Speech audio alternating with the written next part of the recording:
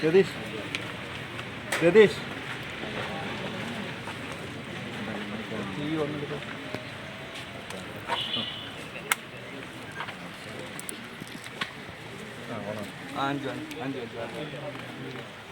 നോഞ്ചേട്ടാ മൈക്കൊന്ന് ഓണാക്കണേ. Mic ഓണാക്കാൻ പറയട്ടെ. ഓണാടാ. Live. ആ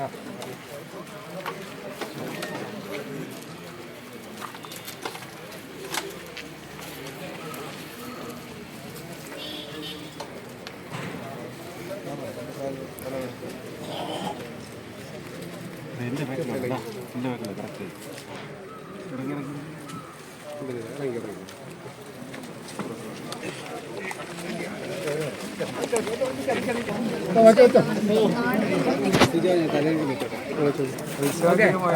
നാടിനെ അത്ഭുതപ്പെടുത്തുന്ന സംഭവത്തിനാണ് ഈ പ്രദേശം വേദിയാണ്.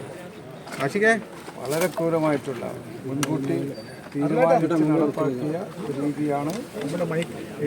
ഇത്രയധികം കിലോമീറ്റർ സഞ്ചരിച്ച് 3 വീടുകളിൽ പോയി കൊലകരിക്കുന്നത് യാദൃശ്ചികമായ സംഭവമല്ല, അല്ലെങ്കിൽ ഒരു വികാരത്തിലുണ്ടായ സംഭവമല്ല എന്ന് നമുക്കെല്ലാവർക്കും ബോധ്യമുള്ള ഒരു വിഷയമാണ്.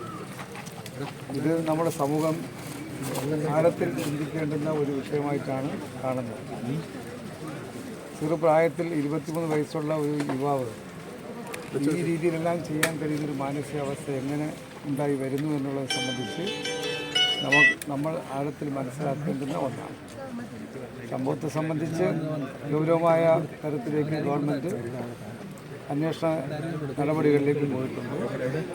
രാവിലെ ഞാൻ ഹോസ്പിറ്റലുമായി തിരക്കുമ്പോൾ ആ കുട്ടിയുടെ അമ്മ അപകടനില മാറി വരുന്നു എന്നുള്ളതാണ് അറിയാൻ കഴിയുന്നത്. ആത്മഹത്യക്ക് ശ്രമിച്ച ഈ യുവാവ് അതും വിഷാംശം മാറ്റിയെടുക്കാനുള്ള പരിശ്രമം മെഡിക്കൽ കോളേജിൽ നടക്കുന്നു. അത് മാറി വരുന്നു എന്നുള്ളതാണ് അറിയുന്നത്. സ്വാഭാവികമായും ഇത് രണ്ടും അവർക്ക് അന്വേഷിക്കാൻ കഴിയുന്ന, ചോദ്യം ചെയ്യാൻ കഴിയുന്ന സാഹചര്യത്തിലേക്ക് എത്തുമ്പോൾ നമുക്ക് കൂടുതൽ വിവരങ്ങൾ മനസ്സിലാക്കാൻ കഴിയുമെന്നാണ് പ്രതീക്ഷ. രണ്ടും പറയുന്നുണ്ട്. പോലീസ് പ്രാഥമികമായിട്ടുള്ള അന്വേഷണത്തിൽ അങ്ങനെ അല്ല എന്നുള്ളതും അങ്ങനെ അല്ല എന്നും ഉള്ള അഭിപ്രായം കേൾക്കുന്നുണ്ട്. എന്തായാലും പ്രതിയെ സംബന്ധിച്ച് ഇന്നത്തെ സാഹചര്യം മാറി വന്നാൽ മാത്രമേ ചോദ്യം ചെയ്യാൻ കഴിയൂ. അങ്ങനെ ചോദ്യം ചെയ്യുമ്പോൾ കൂടുതൽ വിവരങ്ങൾ പുറത്തു വരാൻ കഴിയുമെന്നാണ്. ലഹരി ഉപയോഗിച്ചെന്ന് പോലീസ് സ്ഥിരീകരിക്കുന്നുണ്ട്. ലഹരിയുടെ വ്യാപനം തടയുന്നതിൽ പോലീസ് സർക്കാരിന് വീഴ്ച പറ്റിയിട്ടില്ലേ? സർക്കാർ വീഴ്ച. ലഹരിയുടെ വ്യാപനം ഈ സംഭവത്തെ വിഷയങ്ങൾ വഴിതിരിച്ചു വിടാൻ ആരും ശ്രമിക്കുന്നത് നല്ലതല്ല. ഇവിടെ വന്നിറങ്ങുമ്പോൾ നാട്ടുകാർ തന്നെ പറഞ്ഞത് ആ കുട്ടിയെ സംബന്ധിച്ച് ഇങ്ങനെ ഒരു സ്വഭാവം ഉള്ളതായിട്ട് ഞങ്ങൾക്ക് പോലും ഇതുവരെയുള്ള അനുഭവത്തിൽ കാണാൻ കഴിഞ്ഞില്ലെന്നാണ് ഞാൻ ചോദിച്ചപ്പോൾ എന്നോട് പറഞ്ഞത്. എനിക്കറിയില്ല. എന്തായാലും അത് അന്വേഷണത്തിൻ്റെ ഘട്ടത്തിലേക്ക് എത്തുമ്പോൾ മാത്രമേ ലഹരിയാണോ മറ്റെന്തെങ്കിലും വിഷയമാണോ എന്നുള്ളതിനെ സംബന്ധിച്ച് നമുക്ക് വ്യക്തമായി മനസ്സിലാക്കാൻ കഴിയൂ.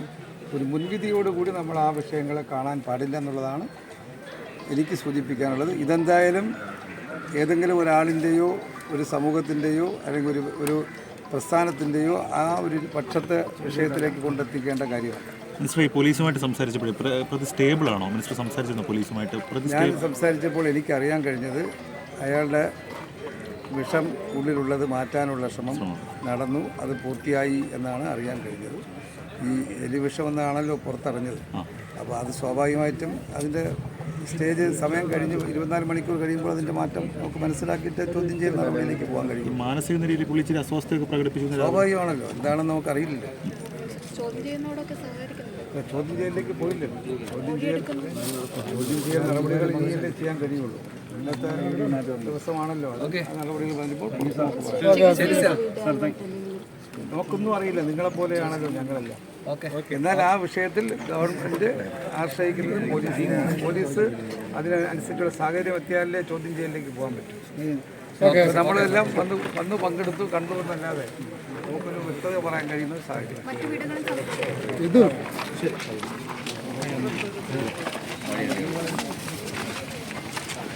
നിങ്ങൾക്ക് എങ്ങനെയാണ് പരിചയം? കളിക്കാനൊക്കെ വരുമായിരുന്നു. ഒരു 6 വർഷം മുമ്പ് കളിക്കാൻ വേണ്ടി ഗ്രൗണ്ട് ഉണ്ട്.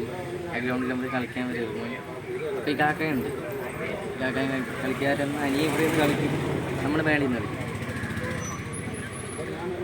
പുള്ളിയുടെ സ്വഭാവത്തിൽ എന്തെങ്കിലും പ്രശ്നങ്ങളുള്ളതായിട്ട് തോന്നിയിട്ടുണ്ട്? ശാന്തമായ സ്വഭാവമാണ്. പിന്നെ വലുതായിട്ട് മിണ്ടാൻ താല്പര്യം, എന്നിട്ട് സംസാരിക്കും. ഓവറായിട്ട് സംസാരിക്കാൻ താല്പര്യമില്ല. പക്ഷെ നമ്മളെ അറിവിൽ ദുഷീലം അങ്ങനത്തെ ഒന്നും പുള്ളിയുടെ ഭാഗത്തൊന്നുമില്ല.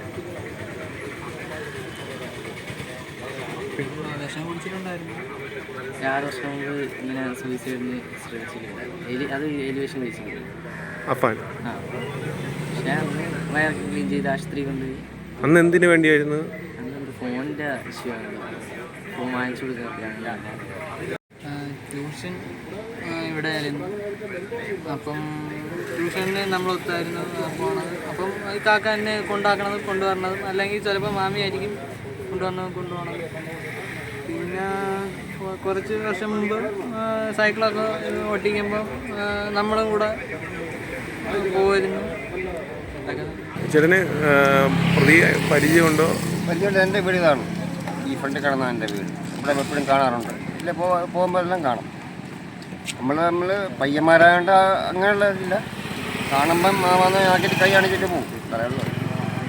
സ്വഭാവം നമ്മളെ കണ്ണിൽ വേറെ ഇവിടെ ഒന്നും കാണുന്നില്ല. ഇനി പുറത്ത് പോകുമ്പോൾ എങ്ങനെ നമുക്കറിയില്ല. ഇവിടെയൊക്കെ ക്ലിയറാണ്. പുറത്ത് പോകുമ്പോഴേ നമുക്കറിയാൻ പറ്റില്ലല്ലോ പയ്യന്മാർ സ്വഭാവം. ഇതിന് മുമ്പ് ഇങ്ങനത്തെ അങ്ങനെ ഒന്നും ഉണ്ടായിട്ടില്ല. പണ്ടപ്പോൾ ഒരു കുഞ്ഞു നാളിൽ എന്താ ചെറിയ മണ്ണെണ്ണ കുടിച്ചിട്ടുണ്ട്. മണ്ണെണ്ണ അത് ചെറുതിൽ 5 വയസ്സില്ല 6 വയസ്സില്ല അത്ര ചെറിയ എന്താ വാങ്ങിക്കൊടുത്തില്ലെന്നും പറഞ്ഞ് മണ്ണെണ്ണ എന്തൊക്കെ എടുത്ത് കുടിച്ചു. അത്രയും അങ്ങനെ ഒരു പ്രശ്നം ഉണ്ടായിട്ട് പറഞ്ഞിട്ടുണ്ട്. അല്ലാതെ വേറെ പ്രശ്നങ്ങളൊന്നുമില്ല. പിന്നെ സാമ്പത്തിക പ്രശ്നം ഗൾഫിലുണ്ട്. എൻ്റെ വാപ്പാകെ ബിസിനസ്സിലെന്തോ പ്രശ്നമുണ്ട്. അതുണ്ട്. അത് ഇവനുമായിട്ട് ബന്ധമില്ല. ഇവനല്ലല്ലോ ചിലവിടാക്കുന്നത്. പൈസ അവരല്ലേ ചിലവാക്കണം. ഇവനായിട്ട് പ്രശ്നമല്ല. ഗൾഫിലെ പുള്ളിക്കുണ്ട് പ്രശ്നമുണ്ട്. പക്ഷെ ഇവിടെ അങ്ങനെ പ്രശ്നമൊന്നുമില്ല. ചേട്ടൻ എങ്ങനെയാണ് പരിചയം? ഞാൻ അയൽവാസിയാണ്. എൻ്റെ വീട് അടുത്താണ് ഇവിടെ. നമ്മൾ എപ്പോഴും കാണാറുണ്ട്. പയ്യനെ കാണുമ്പോൾ മാമ എന്ന് പറഞ്ഞ് കൈയെടുത്ത് കാണിക്കാറുണ്ട്. എന്നിട്ട് പോവും. നല്ല ചെറുക്കനായിരുന്നു. എന്ത് സംഭവിച്ചെന്ന് ചോദിച്ചു കഴിഞ്ഞാൽ നമുക്ക് തന്നെ അറിയില്ല. ചില ഇങ്ങനെ പെട്ടെന്നൊരു സംഭവം നടന്നപ്പം എല്ലാവർക്കും ഒരു ടെൻഷനായി. രണ്ടാമത്തെ ചെറുക്കനൊക്കെ വളരെ നല്ല പയ്യനാണ്. എന്താണ് ഇതിൻ്റെ പിന്നിൽ സംഭവിച്ചതെന്ന് ചോദിച്ചു കഴിഞ്ഞാൽ നമുക്കും അറിയില്ല.